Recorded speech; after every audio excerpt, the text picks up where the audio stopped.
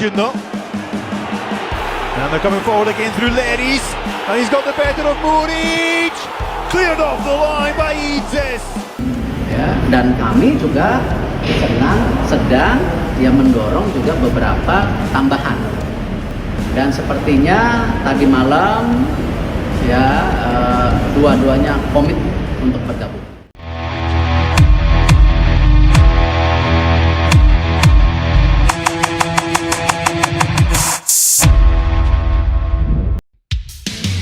Jay Idzes melakukan penyelamatan berkelas saat Sassuolo berhasil mengalahkan tim juru kunci Pisa 3-1 pada Giornata ke-23 Liga Italia Serie A Sabtu. Bertanding di Stadion Romeo Anconetani, Jay Idzes kembali diturunkan starter dengan formasi 4 back bersama Tarik Muharemovic, Sebastian Walukiewicz, dan Josh Doig.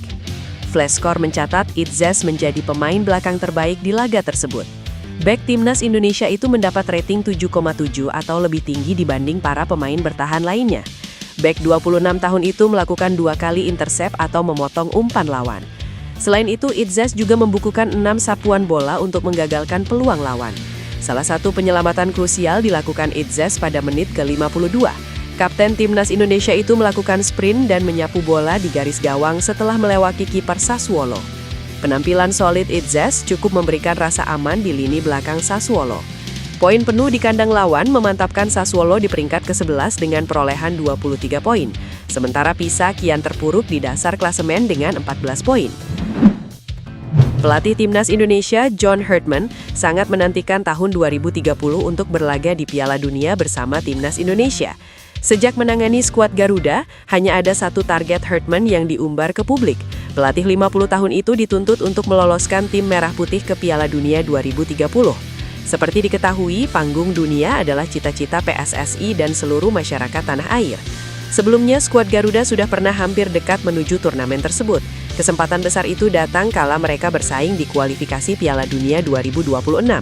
Dua pelatih yakni Shin Tae-yong dan Patrick Kluivert sempat menangani Jay Idzes DKK. Namun kegagalan tetap dirasakan oleh timnas Indonesia. Mereka hanya mampu bersaing hingga putaran keempat saja. Kini Herdman akan memegang tongkat estafet dari Shin dan Kluivert. Akan tetapi perjalanan pelatih asal Inggris itu masih lama dimulai. Belum diketahui kapan babak kualifikasi untuk turnamen tersebut dilangsungkan. Kemungkinan besar babak kualifikasi baru akan dilaksanakan pada 2027 mendatang. Piala Dunia juga menjadi motivasi terbesar Herdman. Hal itu diakuinya langsung yang menyebutkan bahwa dirinya sudah tidak sabar memasuki tahun 2030. Ex-pelatih timnas Kanada tersebut memiliki kepercayaan diri yang cukup tinggi. Ia yakin akan menjadi pelatih pertama yang mengantarkan Indonesia ke pentas dunia. Di lain sisi, ia juga ingin memiliki tim dan pemain-pemain yang menciptakan sejarah. Menurut Herdman, pengalaman tersebut akan terasa gila, sebab ada sekitar 280 juta orang yang memberikan dukungan. Oleh sebab itu, dirinya sangat yakin bisa merealisasikan apa yang sudah ditargetkan oleh PSSI. Pemain keturunan Indonesia, Luke Vickery, baru-baru ini membuat pernyataan mengejutkan mengenai masa depan karier internasionalnya. Pemain yang kini merumput di Liga Australia bersama MacArthur FC tersebut mengonfirmasi pihak timnas Indonesia telah menunjukkan ketertarikan serius untuk memboyongnya ke dalam skuad Garuda. Dalam sebuah wawancara eksklusif dengan media Australia, SmartBee, Vickery menjelaskan dirinya memiliki beberapa opsi negara yang bisa ia wakili di level senior. Selain Australia, pemain produktif ini juga memiliki keterikatan dengan Amerika Serikat dan Indonesia. Saya bisa mewakili Australia, AS atau Indonesia, dan Indonesia cukup tertarik. Sudah ada sedikit komunikasi antara kami untuk melihat berbagai pilihan dan berbagai peluang yang bisa saya dapatkan sebagai pemain, ujar Vickery. Ketertarikan Indonesia terhadap Vickery bukan tanpa alasan. Statistik pemain MacArthur FC ini cukup mentereng musim ini, dengan total 18 penampilan yang menghasilkan 5 gol dan 3 assist. Ketajamannya tidak hanya teruji di liga domestik tetapi juga di level kontinental dengan sumbangan 2 gol dan 2 assist di ajang ACL2. Vickery dinilai sangat cocok dengan visi pelatih baru timnas Indonesia, John Herdman. Mantan pelatih timnas Kanada tersebut dikenal memiliki standar tinggi dan mengutamakan pemain yang berkompetisi di level kompetitif. Mengingat ambisi besar Herdman untuk membawa timnas Indonesia menuju Piala Dunia 2030, pemain muda potensial seperti Luke Vickery bisa menjadi aset jangka panjang yang sangat berharga bagi masa depan sepak bola tanah air. Calon pemain timnas Indonesia Luke Vickery kembali cetak gol di Liga Australia. Hal ini tentu bisa bikin pelatih John Herdman bahagia. Nama Luke Vickery tengah jadi perbincangan di kalangan penggemar sepak bola tanah air. Pasalnya, pesepak bola berusia 20 tahun itu disebut-sebut punya darah keturunan Indonesia. Tak hanya itu, penampilannya cukup tajam di musim ini. Vickery sudah mengemas 5 gol dan 2 assist dalam 17 pertandingan di semua kompetisi bersama klubnya MacArthur FC. Terbaru, Vickery menyumbang 1 gol saat MacArthur FC menghantam Melbourne City FC 6-2 di Sydney, Australia, Sabtu 24 Januari 2026 sore WIB.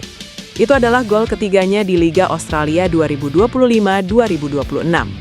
Sebelum memperkuat MacArthur FC, Vickery berkostum Western United FC dan memulai debutnya pada musim lalu. Di sana, ia menceploskan 1 gol dan 1 assist dalam 16 pertandingan di semua kompetisi. Di level internasional, Vickery baru dipanggil ke Timnas Australia U19. Ia mencatatkan 1 gol dalam 4 penampilan. Namun, bisa jadi Vickery akan berpindah kewarganegaraan menjadi WNI. Saat ini, Vickery memegang paspor Australia. Ia bisa dinaturalisasi menjadi WNI karena memiliki darah keturunan Indonesia dari nenek di pihak ibu, yang diketahui lahir di Medan, Sumatera Utara. Bila jadi dinaturalisasi, John Herdman tentu berbahagia. Pasalnya, Luke Vickery bisa diturunkan sebagai sayap serang di kedua sisi, serta penyerang tengah, sehingga menjadi opsi babus di lini depan. Pelatih baru Timnas Indonesia, John Herdman, mengibaratkan perannya seperti seorang koki di dapur besar sepak bola tanah air. Pelatih asal Inggris ini menegaskan komitmennya untuk meracik talenta muda agar siap bersaing di level tertinggi dan membawa skuad Garuda meraih pencapaian prestisius. John Herdman berbicara tentang visi dan misinya usai menjadi pelatih Timnas Indonesia. Pelatih berkebangsaan Inggris tersebut mengatakan tidak hanya ingin fokus ke tim senior, Herdman juga menaruh perhatiannya kepada para pemain muda. Juru taktik berusia 50 tahun itu menginginkan adanya keselarasan antara tim U20, U23, dan senior di Timnas Indonesia. Sementara itu, saat ini Herdman sedang bersiap menghadapi berbagai agenda padat pada tahun-tahun pertamanya. Mantan pelatih Toronto FC itu sedang meracik Timnas Indonesia untuk berlaga di FIFA Series, Piala AFF, serta Piala Asia.